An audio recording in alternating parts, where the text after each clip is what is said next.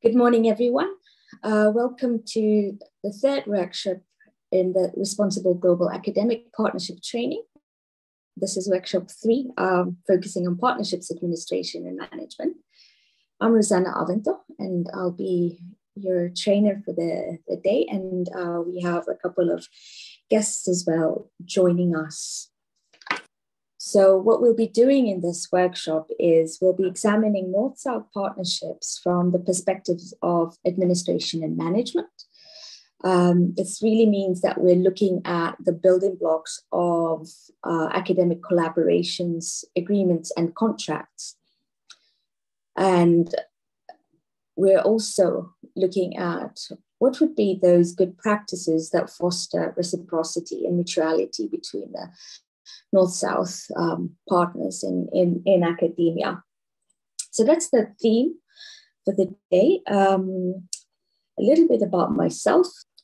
I am Global Development Manager at the University of Eastern Finland. I have been working on North-South partnerships for over 20 years in different capacities in academia, but I have also been working in private sector and with NGOs as well. And pretty much looking at linking Finnish organizations with partners in the global South. We want to make this a safe place, so let's be open and respectful to each other, but also be brave enough to ask your questions or comments. I believe there are no silly or stupid questions. This is an area where we are learning, so ask and comment, and let's learn together. So this is your space, and I hope you will use it. So on the program, so we'll start with a short recap to set the scene. I know some of you have been in the trainings in the 2 earlier workshops. Some of you have not, so we'll set the scene a little bit. And then after that, we'll move on to a fireside chat with our 2 guest speakers, Professor Damtu Tefera and Rita Clemens-Mutavazi. And I will introduce them a little bit later as we move on. But at this point, I would like to say thank you to the both of them for their time and for joining us today. After we've had this fireside chat, we'll have a 5-minute break. So you can stretch your muscles, it's Monday morning. And after this break, we'll come back into plenary where we can then discuss with our guests about the thoughts you have and what came into your mind after this fireside chat. Following which, then we'll go into breakout rooms. We'll have 3 breakout rooms today, and then we'll have some discussions. And I really want to focus on solutions in this breakaway session.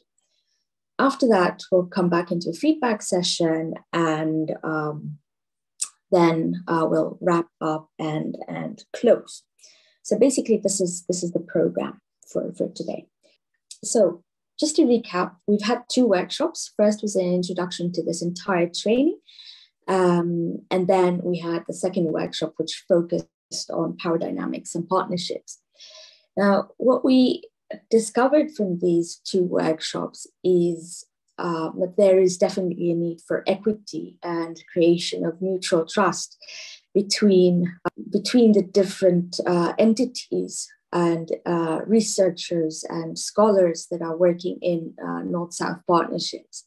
We recognized that there are positions of privilege, there are colonial and unequitable positionalities within the partnerships and collaborations. And this basically means that there is a need for decolonial approaches in forming partnerships, in administering them, in funding, and so forth. So all the activities that we see are really in need of transformation. Now, the reality is the world is unequal, and funding and funders are unequal. And we have to function in this world as it is. But there's a lot of things we can do to make it less unequal. And this is really the essence of what we're going to do in this workshop today. We want to work towards balance, to creating mutuality, to creating win-win situations, and enhancing global responsibility. So I don't want to delve in too much about the problems, but as we recognize those problems, what are the solutions that we can foster in our discussions? So that's the point for this particular workshop today. And I begin with talking about the benefits of Finnish-African science, technology, and innovation collaboration. So Eva Kagiri-Kalanzi, who's facilitating here behind the scenes and who you have all met or interacted with in some capacity or the other, is she's been sending us the invites and so forth. So Eva and I did a study for UniPID on the relations in science, technology, and innovation between Finland and Africa in 2018 as part of the UniPID's FinSeal initiative. And then we discussed with Finnish stakeholders and then with African stakeholders working in science, technology, and innovation on, okay, when you collaborate with Finnish organizations or when you collaborate with African organizations, what benefits do you see? And what are the benefits to the Finnish organizations, and what are the benefits of this collaborations to the African organizations? I wanted to bring this up today because I know the slide's a little bit small, but I'll go through this. There are similarities that can be seen when you look at the responses that we received from either side. So, and then there are differences. And I wanted to examine this a little bit so we just have a foundation from where we're moving. So both Finnish organizations and African organizations see that networking, and that came out quite clearly. Networking is really, really important for both sides. It's, we're looking at diverse multidisciplinary networks, strengthening internationality and so forth. Knowledge exchange came out very clearly. From the Finnish side, now I want you to look at this a little bit carefully. The Finnish side, you have these learning experience, co-production of knowledge, which is similar to what we see on the African side. Again, co-production of knowledge, distribution of knowledge. And then you've got research collaborations as well, came out as quite important. And then capacity building on both sides, education. Global responsibility and awareness raising and the SDGs also both come out on both sides. One thing which stands out from on the African side is technology and methodology. So access to modern monitoring solutions and international data, access to new knowledge and modern techniques, access to publications and libraries, access to the internet, which we don't see as from the Finnish side. Clearly, this, of course, is due to the inequity and inequality in terms of resources available to the Finnish organizations and then to the African organizations. But looking at this, perhaps I would like to invite the audience to look at this and note what similarities do you see and what differences do you see, and what stands out in terms of inequity between the Finnish organizations and the African organizations. So if anyone would like to comment, there's an opportunity to do so.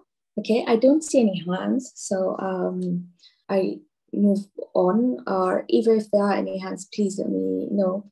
Okay, Suchitana, please go ahead. As you had mentioned already, that the resources, which is a stark difference between our in Finland and in Africa, and in reality also I have faced the problem while we were trying to collaborate with the South African partners, and which we often forget But it seems, and it's very nice to see that both is interested in building networks and expanding that. So this is something that came up quite clearly for me. But there's so many points, and maybe the time is not enough to go through them and think. So maybe later some more ideas comes. That's all I had to say. Thank you. Thank you, Suchitana. Anyone else? Salla, please. Yes, thank you.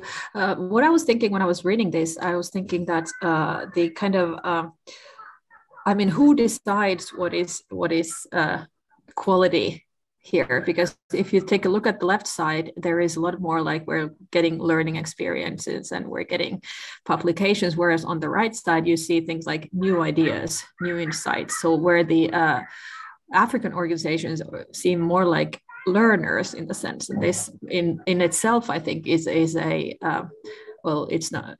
This is something that I would say is problematic. Absolutely, Salla. That's a very good observation, and which I think we noticed already in the discussions last week. That it's like the North being the teacher and the South being a learner. So yeah, it is problematic. The setting itself. Now, if you look at the left side from the Finnish organizations, and this is the stuff which I noticed, is that, well, exactly what Salla said, the knowledge exchange part, learning experience and, increased African knowledge. So we're learning or teaching about things. But then there's under the research collaboration, I found, access to data in Africa, good research and project subjects, access to specimens, and then employment opportunities within the project. Yes, granted, employment is a factor, but specifically under this research collaboration, I think you can see what we were talking about the past two workshops. Africa here seems to be represented as a place where we go to collect data, where we find good project subjects, where we get access to specimens. When you look at the African side, again, look at that first one, which I point out, expertise and assistance in projects. Now, note, these are the responses being given by the African organization. So they see themselves as being assistants in the projects. Now, I don't go through the knowledge exchange again, but because we just discussed that, as Salla brought it out nicely, but then look at the issue on the education part, production of training material, scholarships, free courses. So there is, here a stand where the Finns are getting access to data, getting project subjects, access to specimens, while the Africans are assistants in projects, getting scholarships, getting free courses. So, for me, it seems handouts and dependency. And we create this. However, this is seen by both sides as benefits. And in my mind, I think this is problematic in the sense that, of course, we need to talk about decolonization. So this is to set the setting. This is where we are. Now, I imagine that I have, this is the setting, this is where we stand. And now we have to create collaborations between Finnish and Global South partners. Although we have here Africa, please also think about this in terms of India or China as well. So these similar things apply. But now in our fireside chat, which will be following, we will discuss some of these issues. We will have certain scenarios that we will discuss with our guests. And in this discussion, then we will tackle some of these issues, talk about what is the problem, but we will also try to focus on the solutions. So at this point, I would like to introduce our first guest speaker, Professor Damtu Tufera. He's a professor of higher education at the University of KwaZulu-Natal in South Africa. He's the founding director of the International Network for Higher Education in Africa, and also the founder of the Higher Education Forum for Africa, Asia, and Latin America. He also coordinates the higher education cluster of the African Union's Continental Education Strategy for Africa, together with the Association of African Universities. So Damtu, welcome to our training today. Thank you very much. All right. Then our second speaker is Rita Clarence Mutabazi. Rita is the principal at Rwanda Polytechnic, and she's in the steering committee of Women in Rwanda Energy, Institute of Engineers in Rwanda, and Organization for Women in Science for the Developing World.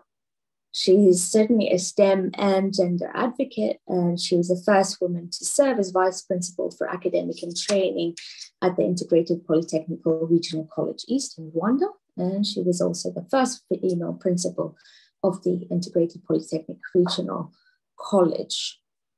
So Rita, good morning and welcome. Good morning, Rosanna. Thank you. Thank you. Well, I think let's get to it. Our fireside chat today, we'll be talking about administration and management of partnerships. We'll be looking at the building blocks and then the good practices. So I will open up with a scenario, which I address to both Damtu and Rita, and then we start to discuss it. So this is a message I imagine I'm writing to Damtu and Rita. So I was going, dear Damtu and Rita, readings from University X in Finland. The Finnish National Agency of Education has opened a call for the Team Finland Knowledge Program. We would like to partner with your institutions for this call. And please see the draft application for your consideration. The application is quite urgent and needs to be submitted in the next 2 weeks. Please reverse to us ASAP. Kind regards, Rosanna. Damtu, I invite you to give a reaction to this email. How would you respond? Thank you, Rosia, and thank you very much for the invitation, and good morning. I presume all of you from that part of the world.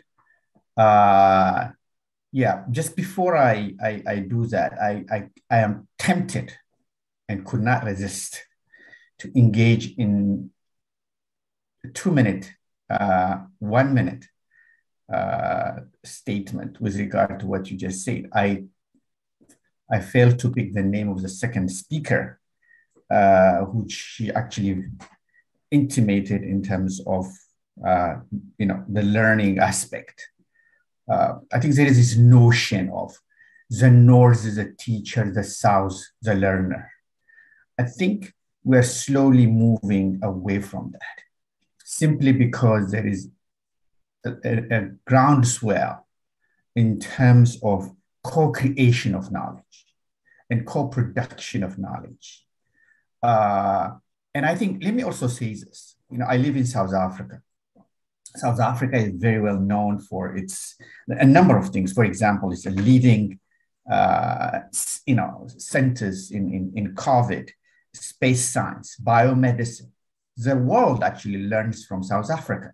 So this notion of the North, the teacher, the South, the learner, I think probably is outdated. We can say that. But then the response, direct response to Rosianne's invitation, just to share this with the audience, this actually is a reality. It actually happened. So this is not simple, we are not just making up. In this case, I can tell you this actually happened. And I would share with you how we actually handled it. The first thing when this one hit us, of course, with some level of excitement, you just go and look at if this particular call falls within our interest, objective, or mandate, or whatever you call it. So that's the first thing. Once you know that, you get, and that is a tick box. then you get excited to actually partner in this exercise. So what do? Okay, you look at the long list of demands by the, in this case, the Finnish National Agency of Education. We used to call you Finland, so you keep on changing your name. So we can't keep up. We can't keep up with your name changes. That aside, so long list of things which we have to meet. Okay, you just tick box, and then you say, okay, can this be done in 2 weeks? What is fascinating here is that you can't just sign up. Tefera would sign, and Rita from Rwanda signed this document, and well done. No, it's not. In institutions, this has to go through the structures. First, it has to go to your line manager, typically, not necessarily. Then it goes to the faculty, then the research dean, and it goes on and on. But then you have only 2 weeks. And then remember, the faculty and the Senate, and it doesn't go to the Senate, by the way, have to meet. But they meet every month. So this is actually 2 weeks now. So now it creates even an issue for the institution from this end, that some of these things have to be approved without going through the committee. That creates another issue. But I'm just trying to lay out what this thing itself says, as exciting as it is, the kind of management and structural dynamics that exists in the kind of fantastic calls as this may be. But also at the same time, some of the questions that are requested by the Finnish agency here may not be made in 2 weeks. How are you going to deal with that? I think there are, we have dealt with this, by the way. Let me tell you exactly what happened in our case. We had such a similar scenario. And in fact, we were only given about a week, by the way. So I had my vice, DVC, this is the Deputy Vice Chancellor, or in your case, I think you call it the president there. So I had to actually walk into her office as she was holding a meeting for this document to be signed in a kind of executively, because it couldn't go through the system. But that created an issue, because you are kind of pushing, the kind of calls that exists create a dynamics in the Southern institution itself, that tensions arise as a consequence of this tight timetables, for example. I don't know how much time I have, but let me just throw a couple of things. Yes, it's a fantastic idea. Yeah, that's a great opportunity, but it creates also an issue and a tension within an institution, just specifically looking at the timetable alone. But of course, there are other issues as well, which I don't want to go into. But number one, is this relevant with regard to our strategic plan? Some would ask.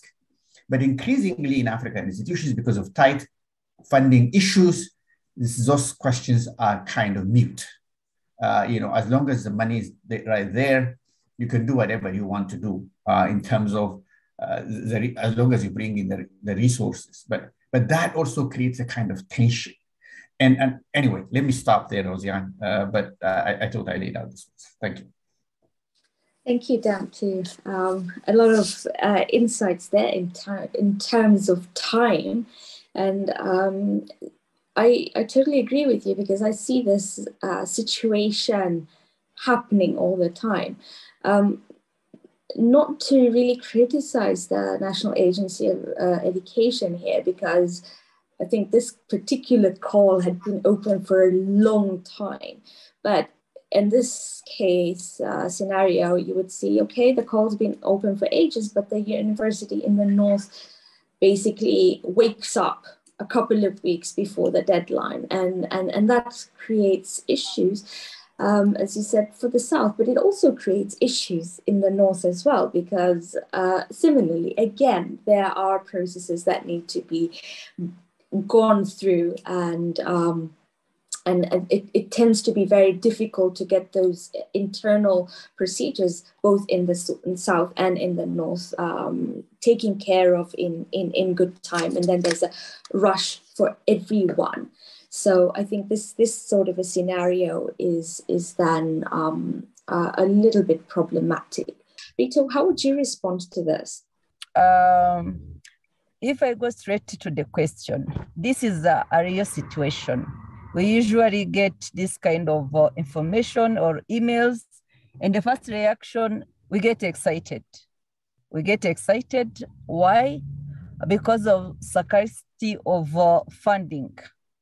You see it as an opportunity for funding, and you have ABC, which is not funded, and you look at it as an opportunity. But again, you ask yourself, how did these people know that I was interested in this kind of funding? Is it that they just want to channel their funding and their research? Or is it just because we have a good cooperation and maybe we have in the past worked together and they know ABCD? So what happens, you look at how much information do I have to access to line up with what is being asked, what is being requested. I'd give just a simple information, a simple scenario. I mean, sometimes we are requested, maybe you have to get access to HR information, you have to get access to, I don't know, another kind of office information, and yet you are just in academics, and those are the other supporting offices. And to get that information first, as I think the previous speaker shared, you need to even to get a clearance in some cases. Why do you want this kind of information? Where is it going? And in our recent case, we were actually arguing on, my boss was like, this information is okay to give, but it's not totally true. If we are talking about co-funding and it's in terms of salaries, why is it not easily said that this will be in kind? And we spent some time to make sure that the HR and finance would understand that this information we are giving won't require certain commitment rather than a certain information to be shared. And once the application is accepted, we are going to kind of elaborate more. So the access to information, where you get it, how you get it, and sometimes as you are in a hurry, it may lead to misunderstanding later on while you are implementing. I think he also shared the issue of the time bound and also the expertise that is required in terms of the information maybe you are supposed to share. In my case, if you talk about Rita, yes, I have been a principal of the Polytechnic. I have been the Polytechnic for almost 10 years. And I know what happens and where to knock and who to tell. But again, removing that scenario, what if Rita was just new? What will happen? Will I get the information? Or even if I get the information, will it be the right information you may need? And of course, the application is quite urgent. It makes a stress on you that you have to deliver. And again, as you go back and say that we got this opportunity and see the draft, you are kind of reading me or reading us to just think within what you provided.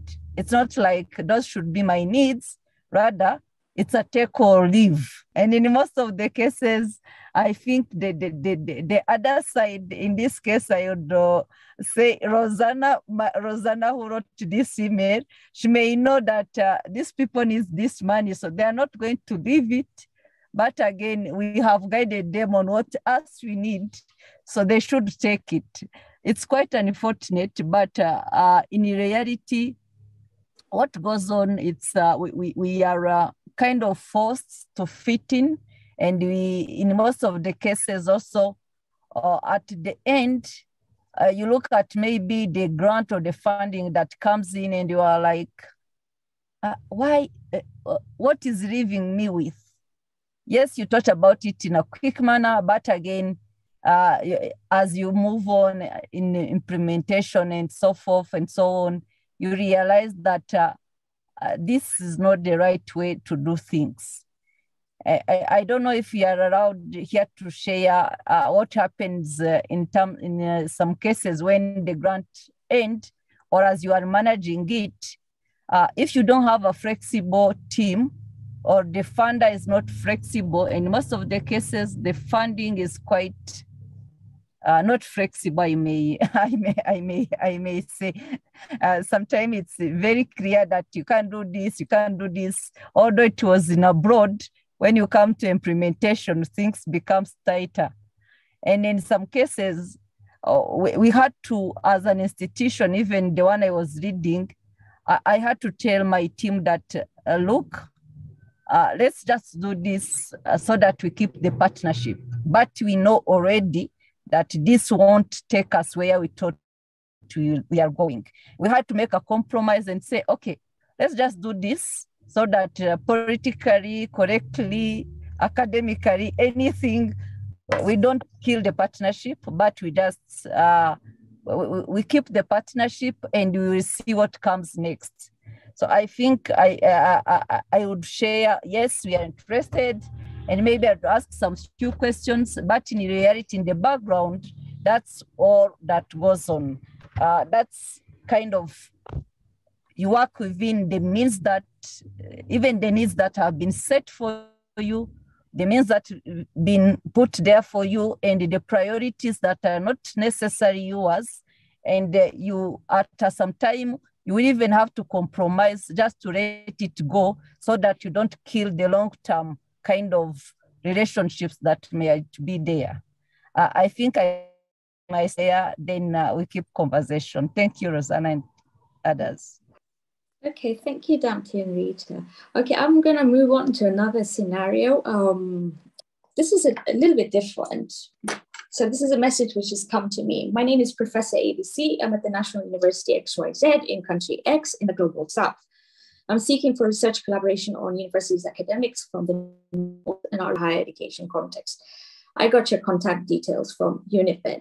So Rita or Damti, Damti, maybe if you saw a message like this, what would you react? How would you react to this? Or how would you read this message which has come to me? Yeah, okay. I think kind of role reversal, I guess, in this case. That in this case, in fact, this, we have had this experience as well. In fact, increasingly, this has become an issue, an important one, by the way, that development partners, mind you, I don't call donors. I don't use the word donors in my conversation. I call them development partners. Increasingly are requesting for partnerships.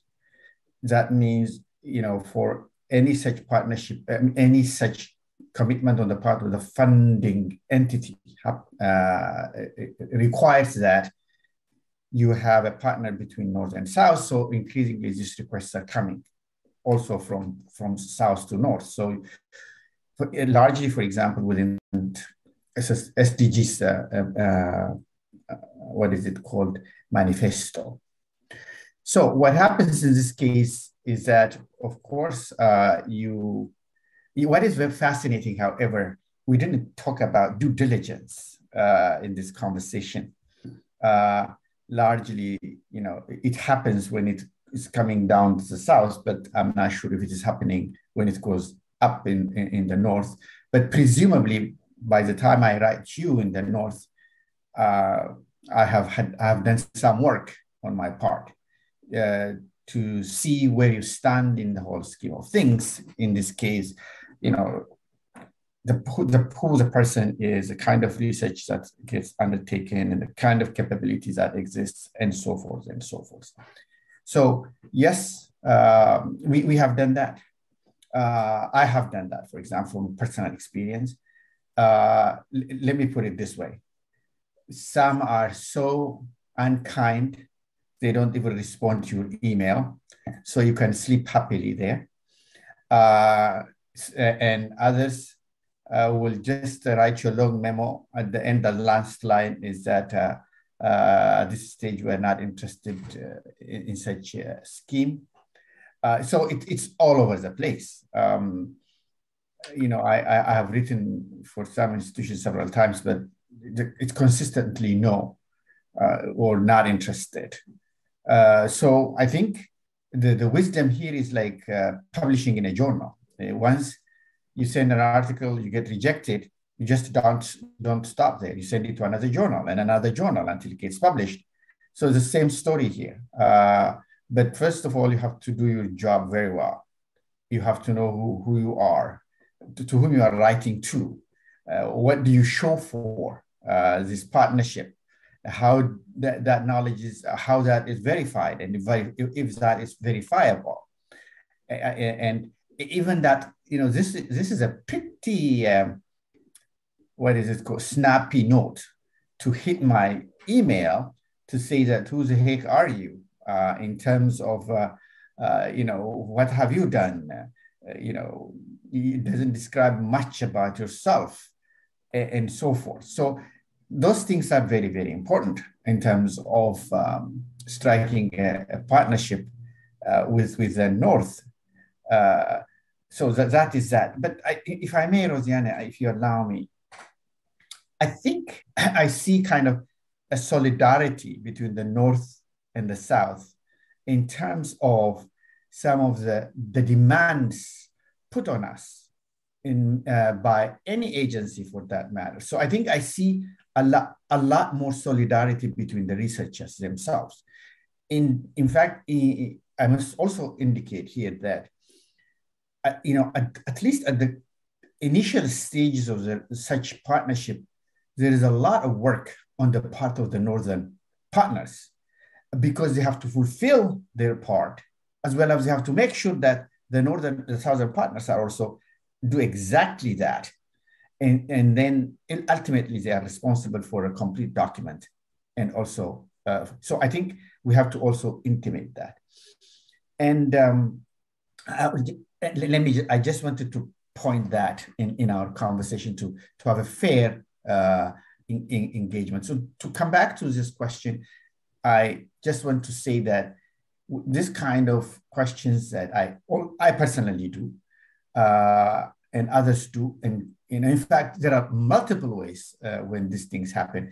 The Northern partner, what they do, then they will write their other colleagues and friends to say that, are you aware of this Professor ABC from this institution? Number one. Number two, do you know if they do work worthy of, you know, partnership? That's number. And then now, and easily, by the way, you just have to Google people. These days, actually, the world it's so easy. I just Google you out to say that, okay, are they doing something relevant? Have they acquired grants? Are they, you know, are they worthy of partnership? And they have to do that simply because ultimately they have to also defend it at different committees and structures if this actually goes through. So I think this is important to underline in terms of when such partnerships requests come, to take into account some of these realities on the ground. Thank you, Rosianna. Yeah, thank you. And Melissa puts in the chat that this is an important example to discuss, because there is, the difference in reactions for Finnish institutions when approached by a partner from the Global South versus a partner from the North. And, that the feedback has been that Melissa has received is that there's very little reaction from European partners to partnership requests originating from African partners. So this is important to note. And certainly I see the issues that Damti you're mentioning, that, you know, and I see this, I got your contact details from UniPID. I'll be fast on, you know, writing an email to Johanna Kivimäki, the director of UniPID, and saying, hey, do you know who this person is?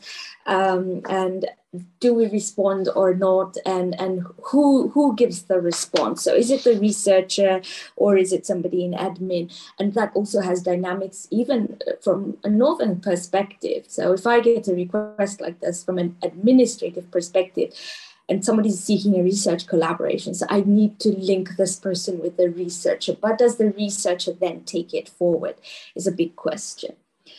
But in the interest of time, Damti, I'm still going to cut you off now, and I want to move to a different scenario. Let's talk about a little bit about intellectual property. So this is an extract from an agreement where we have educational institutions working with the UN. And the agreement, the extract says, in this agreement, the UN shall be entitled to all intellectual property and other proprietary rights, including, but not limited to, patent, copies, trademarks, with regard to products, processes, inventions, ideas, know-how, or documents and other materials which the service provider has developed for the UN under this agreement. And the service provider agrees to this. So how would you react to this? And what are the implications of this on let's say we are in a tripartite agreement, so with your university and Rita's university, and then let's say my home university, what would this imply? Damti, you could go, and then I ask Rita. 1 minute each.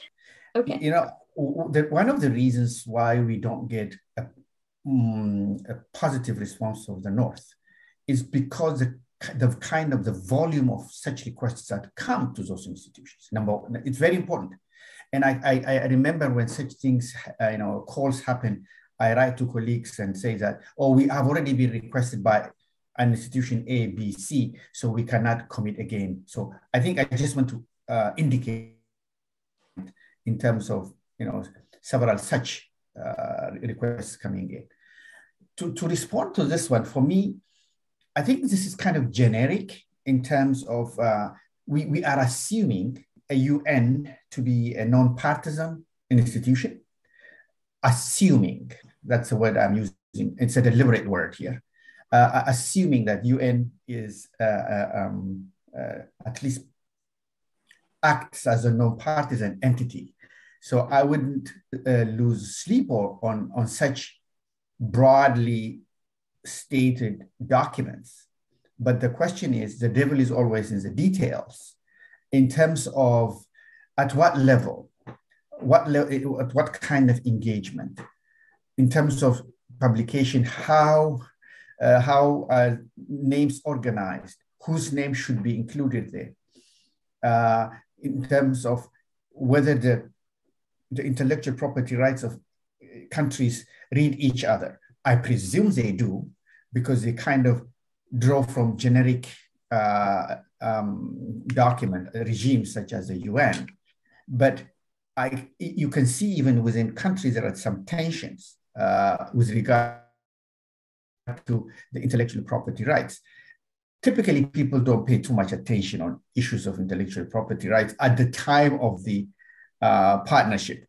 That becomes an issue once the research is undertaken and the results are out, and then that is where things happen. But for me, as far as IPR is concerned, the UN has a kind of a general regime which actually satisfies almost everyone. But as I said, the detail is always the difficult part to do with. But also, I don't know if UN shall be entitled to all intellectual property and other proprietary rights. That's not really true. It depends who funds it, for example. Increasingly, if companies are funding this, activities and research research, that property falls within their mandate. I mean, that's very, very clear. The question is, increasingly what's becoming problematic is, as industry, university collaboration is being hyped, there is an issue of intellectual property rights, whether the university or the industry, or is it co? I mean, these are things which need to be, even after the signing, they have to sometimes renegotiate it depending on the outcome of the work. So I will probably leave it as that in terms of this particular discussion. Okay, thank you, Dante. Rita, what would your be a reaction to this being, and maybe to just clarify here, I would assume in this particular case, the UN is the funder, and then the parties are the universities who are producing a service for the UN. But Rita, how would you respond to this, or how would you read this at your institution? Thank you, Rosanna. I think, as said, UN tends to have terms that are quite satisfactory for everybody, kind of. And as I read this, I'll be more on, at first, I'll be asking myself, okay, yes, UN is the funder. Thanks for clarifying. When I read this without knowing that UN was a fund, I was like, why UN again? And I was like, where do we come in as institutions? So that was, again, when you come in as an institution, you tend even to compare what is being stated in terms of what you have at institutional level.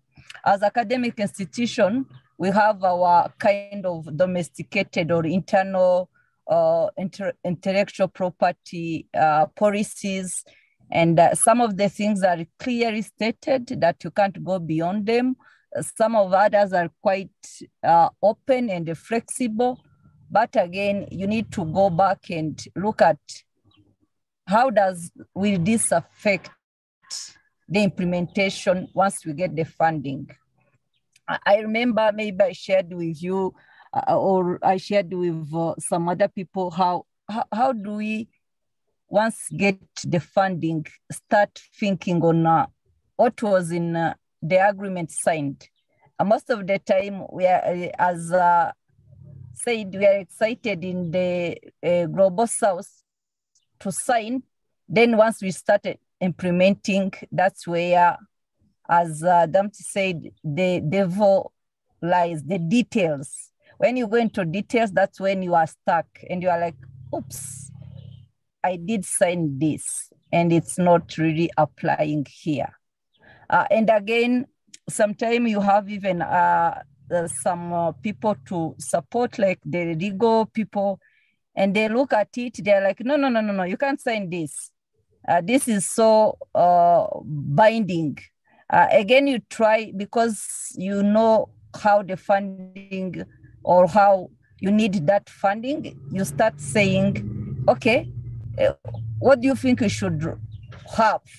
And because they are not really in terms of academics, sometimes they are just on the side of the law, it starts being an issue of let it get signed and let us focus on how we implement it. Of course, when it is a no-go, like in our cases, some things are directly, obviously stated.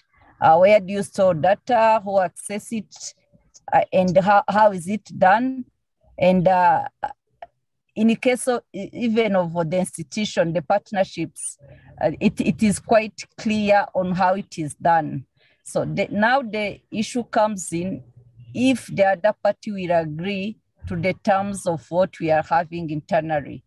But as far as concerned in terms of this text, it's quite okay how it is stated. The issue will be, how does it fit within our framework?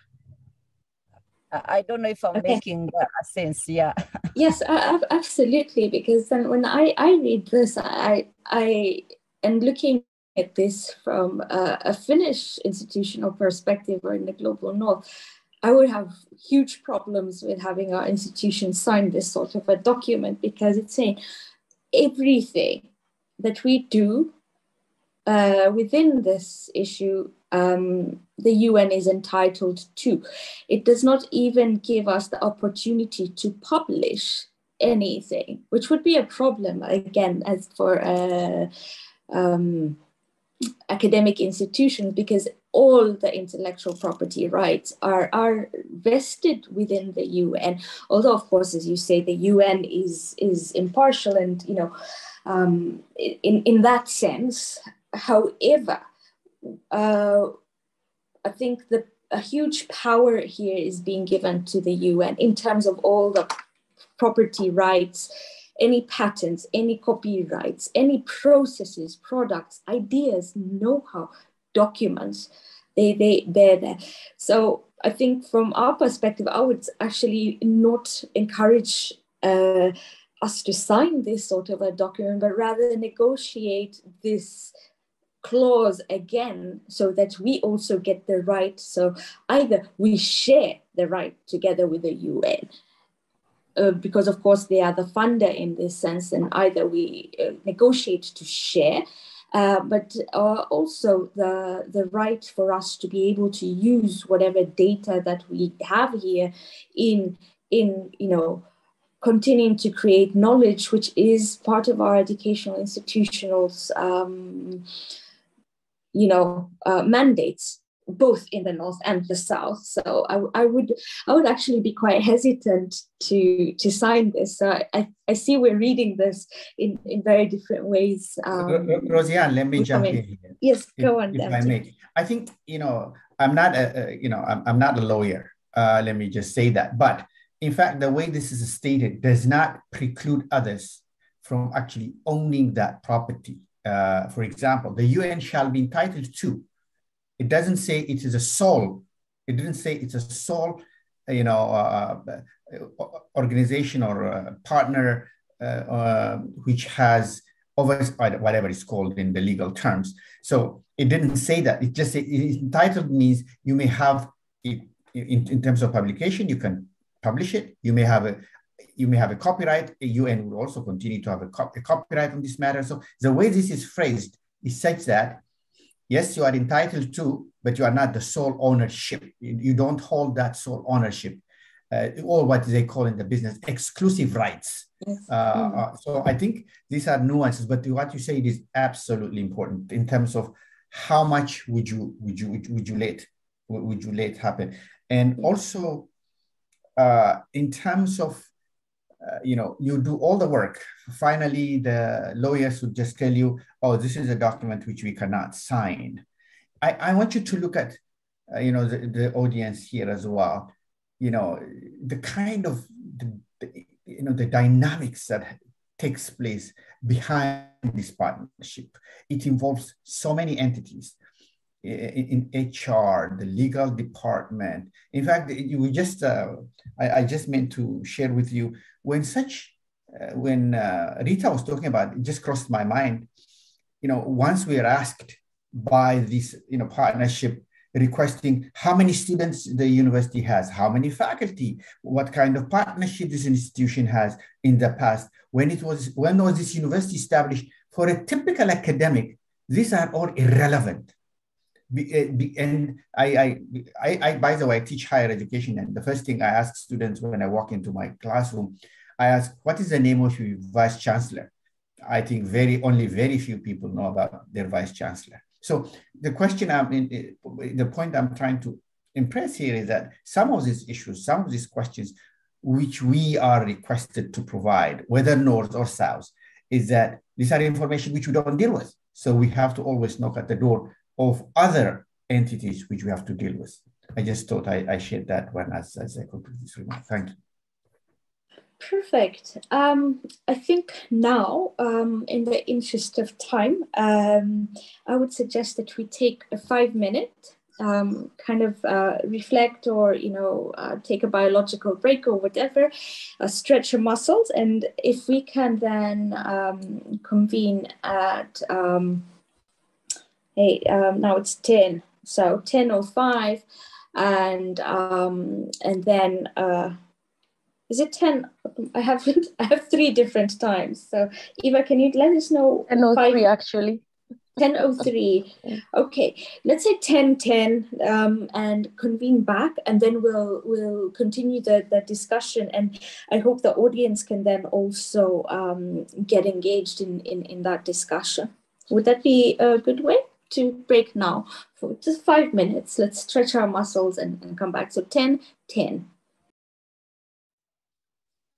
Okay, I hope you all had a good break, filled up your coffees. And I think it's essential on a Monday morning to get coffee or tea or whatever you need. But no, we had this small chat with Dante and Rita. And before we go further, I think Daniel had his hand up. Is Daniel in? Yes, I'm here. Hello, Daniel. Yeah, please go ahead and shoot. Sure. I just wanted to say thank you for the conversation. I appreciate it. My name is Daniel Peltz, by the way. I'm professor of time and space arts and an artist in Helsinki. And I had a question. I was really appreciated this question about the kind of problematic nature of the language of the contract with the UN. I'm quite new to the Finnish context. I've worked in different universities around the world, and I'm sitting right now on a contract that I'm getting ready to send to some partners, and I'm really grappling with how to introduce these questions around the negotiability and the origins of language within a contract, because the contract itself is handed to me by the legal team and by the coordinators for the project. And it's not even, I mean, I can learn more about how much of it is negotiable, but I'm really struggling with how to introduce it to the partners in a way that acknowledges that this is a document that we are simultaneously individuals and also representatives of our institutions and coming from our different varied contexts and responding to the language of these contracts in different ways. And I'm wondering, I'm thinking about how to open a conversation around that.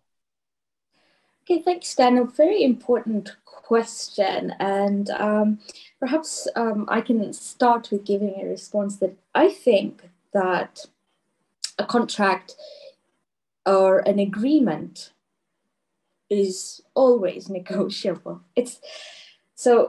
And those who know me or have heard me speak before know that I like to make this analogies of institutions getting into an agreement. How I view it, it's like getting into a marriage. So when you sign an agreement, it's an agreement, and in that case, the parties need to be able to negotiate that. So I would view that as something that there's always a way that you can negotiate, and you can always raise questions.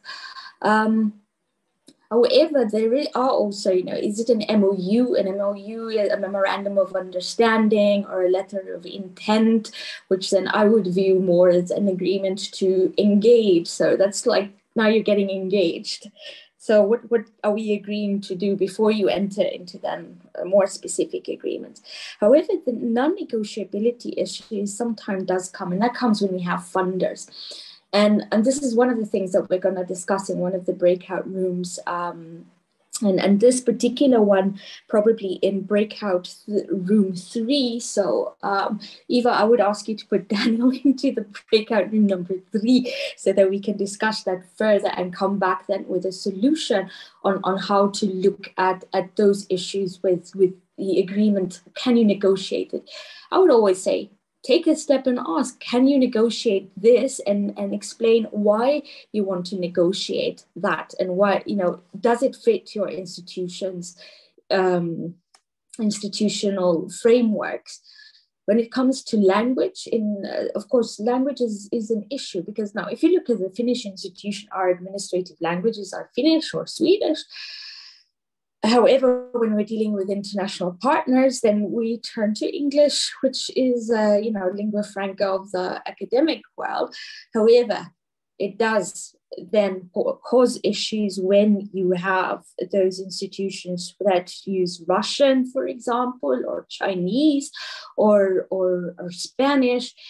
And the way I would solve this is to always have a translation of the agreement. So you have the agreement in multiple languages stated there. And so that kind of solves the issues with language. So then the agreement is understandable for all sides. And even if you want, then have it in 3 languages, you can have it in Finnish and in English and in Chinese, for instance. So, and I think that's one way to solve that. I hope that answered your question, Daniel. Yeah, I mean, it speaks to a part of it. I guess I'm thinking less about kind of the issues around translation, which we certainly have, and of course there's always a kind of, I mean, as a non-Finnish speaker working in Finland, I encounter myself a kind of radical disempowerment when any contract that I signed is translated into English. But then there's always a clause that if there's ever a disagreement, we will default to the Finnish version, which I can't read. So you're always signing a contract that will default in the case of it is the disagreement to a version that you weren't able to read. But I'm thinking more about just the kind of, because the partners that we're working with, I mean, I'm an artist and an academic, so these are colleagues that have already established a relationship with. And now as we enter further into the project, we have a contract that needs to be signed based on a funder. And the language of that contract is always very, it's quite bureaucratic. It's sometimes quite dense and thick, and it feels like a strange way to approach this partner in a sense. And I guess more of what I'm thinking about is how you open the conversation so that everyone understands that this is like where this language is coming from, that it is not like, I didn't write this contract as a way of communicating with them. And that then, together, if there are issues that we can identify that we don't feel comfortable with, that we can ask about those, and we can see what's possible in terms of making changes to them. I guess it's more about that space of how you introduce a contract as an object, and how you think with someone and open a conversation that feels genuinely open to challenging, for example, some aspect of the contract. Because I was hearing from the speakers how these contracts, there's also a lot of pressure to sign them and to just sort of accept them as they are. So I'm thinking about how do we relieve that pressure and open that this is actually a genuine conversation. Absolutely. Then I would turn on that note to Rita and Damtu, if you can, open up some sense if you were receiving such a contract as what does the Voice of the South here say? That how would you like us to approach you if I have such a contract and that has been given? How would you like us to approach you with that? Damtu, please go. Yeah, thank you, Daniel. That's the challenge we face every day with all, especially more so for us in the South, where we have multiple partners with different requirements and regimes. The first thing which you need to do is actually send it to your legal department. They will tell you if certain areas are negotiable, and if some are not negotiable. But then you have to start even negotiating with them. For example, in terms of, just to give you an example, the institution itself, for example, says, okay, a certain percentage of that resource comes to me, then that part you can negotiate, because that's between you and the institution. So when you talk about negotiations, they are kind of pretty broad. Is this negotiation happening between you and the institution, but part of the negotiation itself? Or this a negotiation between institution A and institution B? And then that's where you have the lawyers. And which would advise you that these things, we can actually age certain things in and out, but there are certain areas which we will not negotiate about. So that really lies with, I'm assuming that you have a legal department which actually looks at contracts.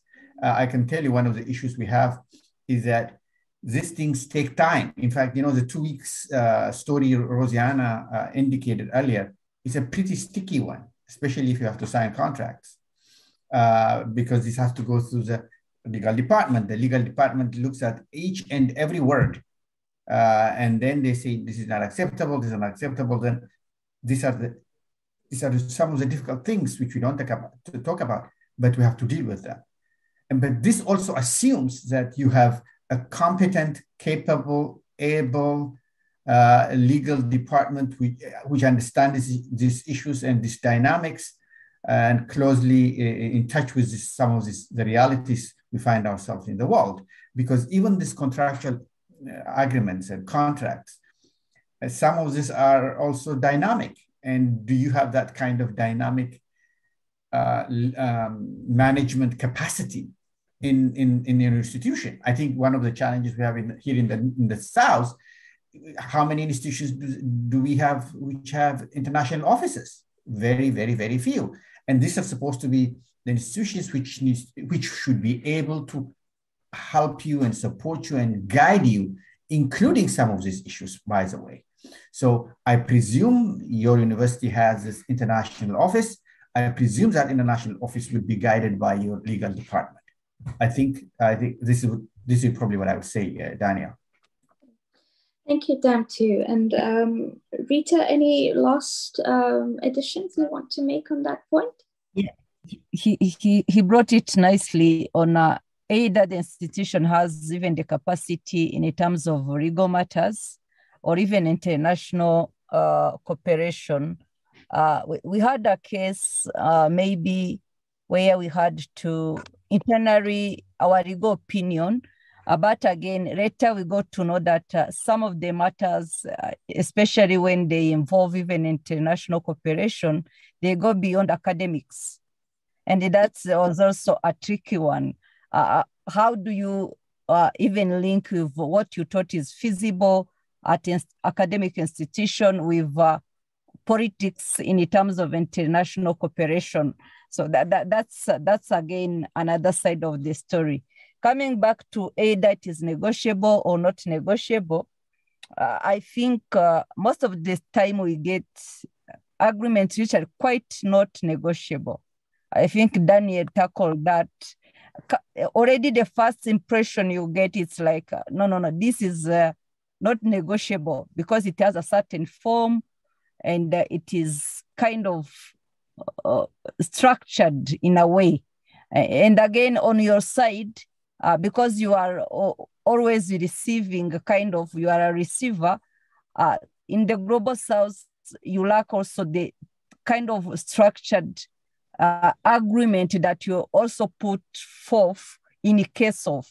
And that requires, that's why we tend even to try to negotiate based on what we are receiving, rather than entering in negotiation on how to redesign the agreement. So I think we should look at how do we design the agreement together, rather than this is what we have, look at it and give us a feedback. We should be able to put our teams together and have a kind of a consensus on what should be put in agreement and how it should be well written. Otherwise, always those things will come back. Your legal team will say this is not the way it should be, and the other side it has maybe a structured way, or even it goes beyond the institution in terms of international cooperation. Thank you. All right, thank you. So I think now, are there any hands up? No? So I think at this point, let's move into our breakout sessions. And I will just now introduce to you what will happen in the breakout sessions. We will have 3 groups. Group 1 will be facilitated by Professor Damtu Tefera, group number 2 by Rita, and group number 3 by myself. And each group should choose a rapporteur for the feedback session. Sorry for my typo there. And each of you has been given a scenario to debate and find a solution for. So what is the most important about that scenario that you've been given is to find a solution for that scenario. There's a Padlet link for each one of the groups. That link will be shared now in the chat for each group 1, 2, and 3. And it will also be in the group that you've been assigned to. And so group 1, you will be having a scenario between 2 partner universities, 1 in Finland and 1 in Africa. And the scenario will be focusing on student exchange. So basically the thing is that there's 2 partner universities who have agreed to exchange students. And the number of students should be exchanged, not necessarily balancing in 1 year, but approximately over a 2-year period, there should be balance between the students being exchanged from both sides. Students are not required to pay tuition fees or admission fees, and each of the institutions offers the other. So the Finnish institution offers the African students monthly scholarships to cover the cost of the accommodation, and the African institution also offers free accommodation for the Finnish students. However, the travel, visas, and health insurance are the responsibility of each exchange student. Finnish students receive a grant to cover their travel costs from their own institution. But the students at the partner institution don't receive a grant to cover their travel costs. So look at the possible effects of this agreement and think about how you develop more equitable exchange. Then note another issue here is the African partner, of course, is responsible for recruiting and selecting their students for exchange. But then it becomes clear from sources that these students are from a certain minority group in the South who dominate that country's financial and political power. So how would you deal with that relationship? The link to the Padlet is there. It will be put into the chat now. And there's also a QR code there on the screen. So you can copy that as well and find yourself in the Padlet. Same thing for group number 2, Rita's group, you will have a dispute resolution issue between a Finnish and an Indian university. So the agreement says that in the event of any controversies or claims or disputes, the university should try to settle those conflicts between themselves between 90 days, as whichever university requests this settlement and negotiations. But if they fail to settle their differences, the dispute should be settled in a court of law in Sweden. Now note you have a Finnish and an Indian university. Now this contractual agreement also stipulates that an item line could be overspent as long as it is 10% subject to prior approval from the northern partner or the funding board. But the southern partner exceeds that threshold by 5% more, so basically 15%. It's not the first time it has been happening. So how would you handle this breach of contract? So look at that question. There's the Padlet link in the chat and there's a QR. Okay, you can't do anything with the QR code before you know which group you are in, sorry. However, we'll put those up. Group 3, you will have a scenario between 2 institutions, one in Finland and another in any global South country. So this scenario is talking about funding and the use of results. So the funding is from a funding program financed by the Finnish government. The Finnish institution receives the funding from the Finnish ministry and is a grant holder according to the government transfer decision. This decision is given in Finnish only. And the coordinating institution, the Finnish one, is responsible for administering the grant and also the use of the grant. And the funder has free and limited right of use of all the materials and results, including the right to reproduce, make changes, transfer material and results to third parties. Then the Finnish university is asked to conclude the project. But then the Finnish university and its southern partner think that they could have a no-cost extension. So how do you deal with this? So lots of things going on in each of these. You will be taken into your great breakout rooms, and let's take up until 10:45. So I would ask you to focus on the solutions. So how to solve this and how to make this different scenarios win-win for the both the Finnish and the Global South partner in each case. So Eva, please go ahead and put us into the breakout sessions, and the rest of us, we will, whoever, you will get a link to that Padlet where there's questions. So then 10:45 we convene, and remember to choose a rapporteur for your team.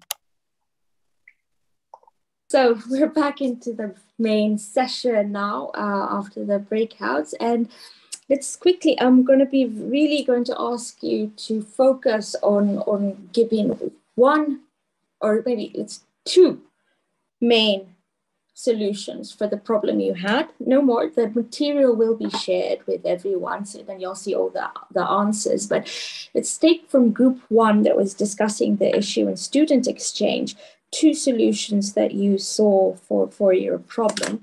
And to remind us what that problem was, I am going to share the question. So group one, who is reporting? Melissa. Good morning, everyone.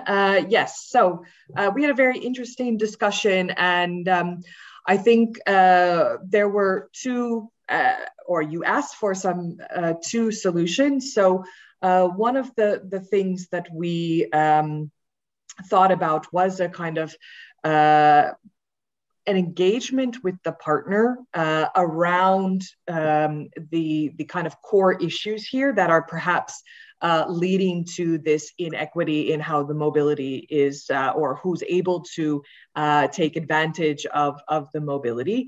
So on the one hand, we recognize that you need to have a level of trust for your partner, but also to understand how to engage with them, engage in a kind of meaningful discussion. So for example, to discuss the possibilities, and also to look within your own institution, whether you're from the North or the South, around for example, funding for students to be able to, especially students from the southern partner or the African partner, to travel to the northern partner, a kind of scholarship for the travel costs, which could be preventing some of the other or a more diverse utilization of the master's program. So that was one thing. Discussing and engaging with your partner about the issue in order to also discuss the possibility for exchange or a scholarship to support the exchange.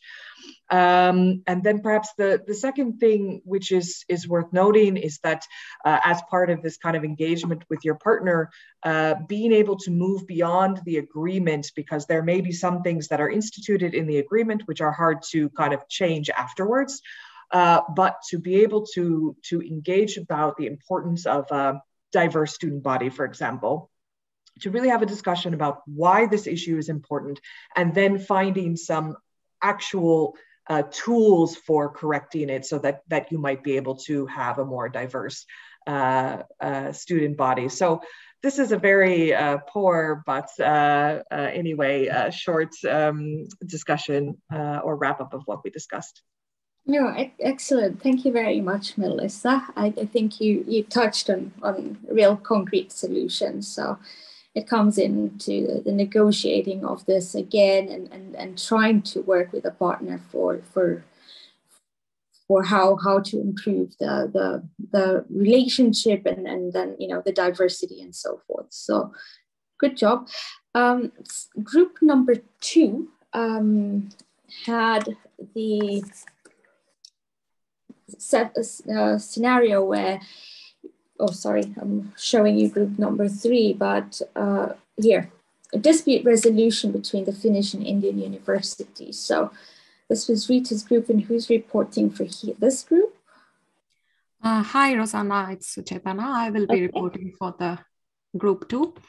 And I will also focus on the 2 points from our discussion. And the first would be to develop the kind of trust. I think any collaboration requires that. And that would require consultation between the internal experts and having a clearer picture of the situation, and to have this get involved the field workers. Why is this kind of an exceeding of the grant is happening? So that's important for also creating further policies and agreements. So this is what we thought can be very important thing that to be done.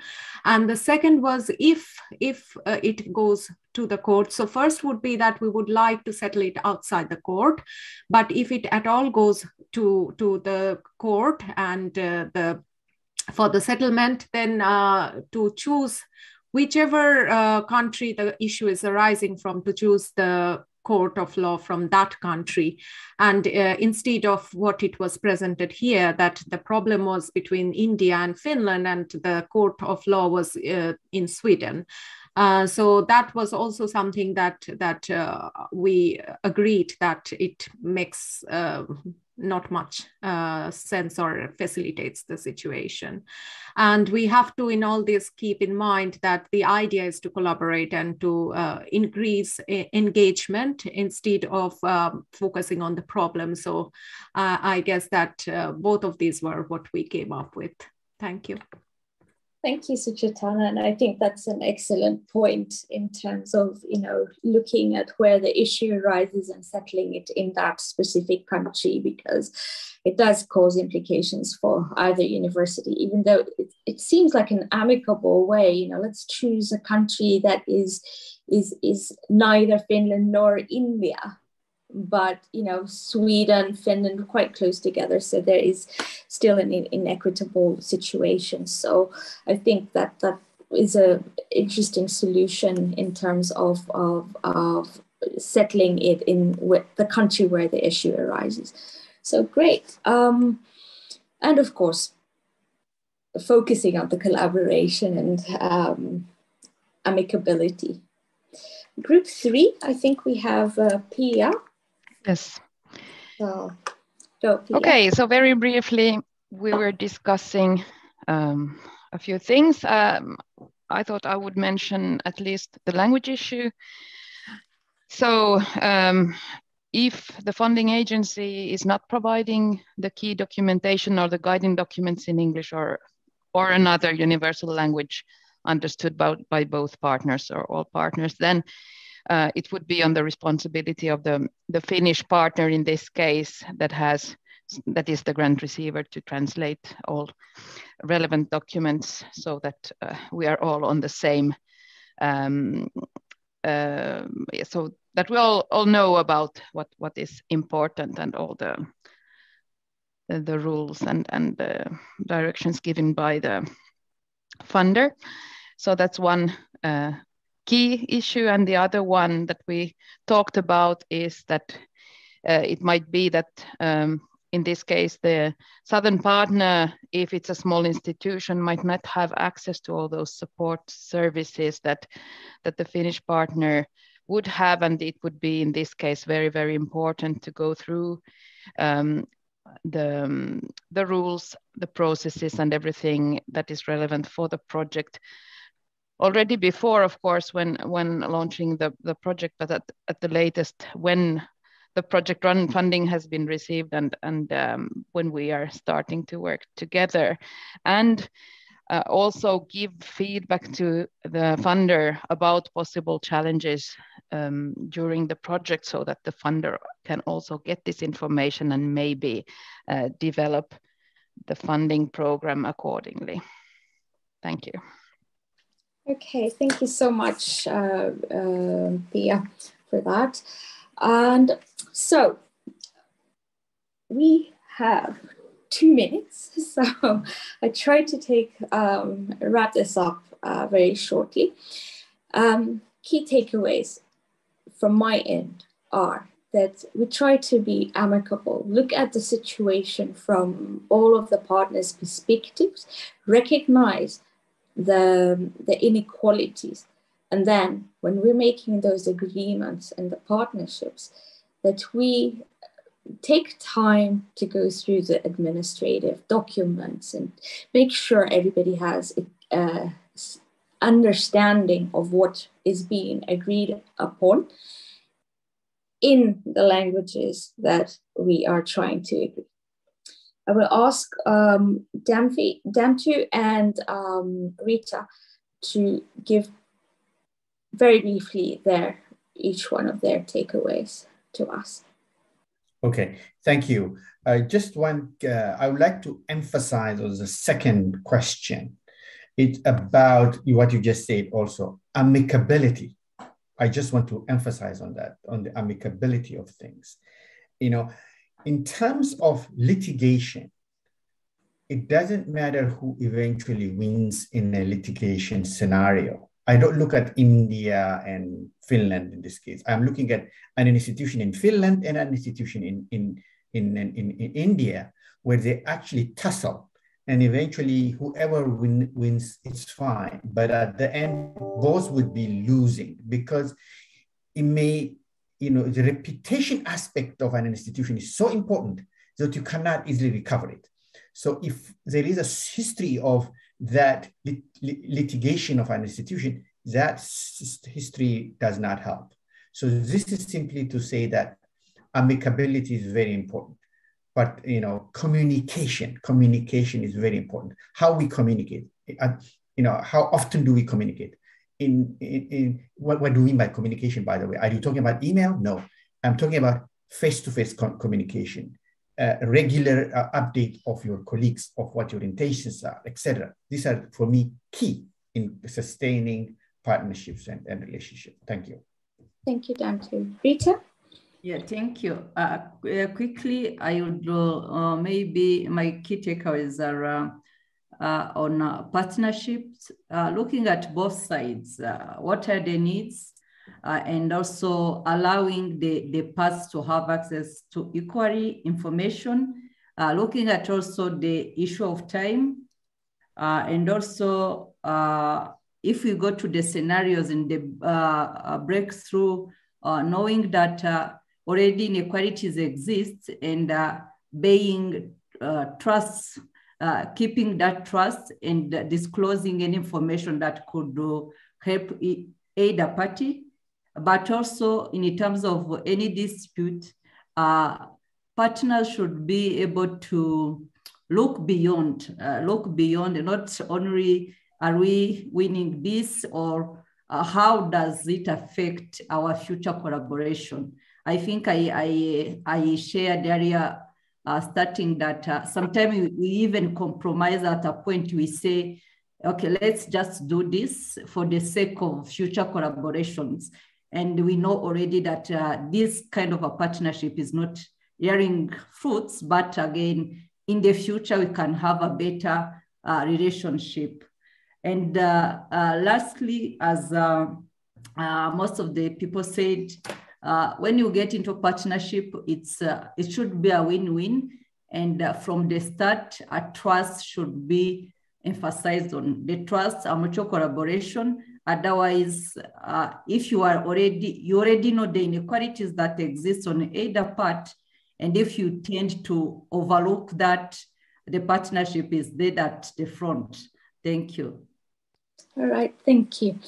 So, last word is basically take time to know your partner. And so This was our training for today. I would wish you all a lovely week ahead. I know you got lots of food for thought. We will send you the material, and also the summaries of the Padlets will be sent to you with that. Our next workshop is next Tuesday on the 24th of May. Same time as today, 9 to 11 Finnish time, 8 to 10 Southern African time. And the topic will be research, collaboration, and focus. And your trainer will be Eva Kagiri Kalanzi. So thank you all and have a good week.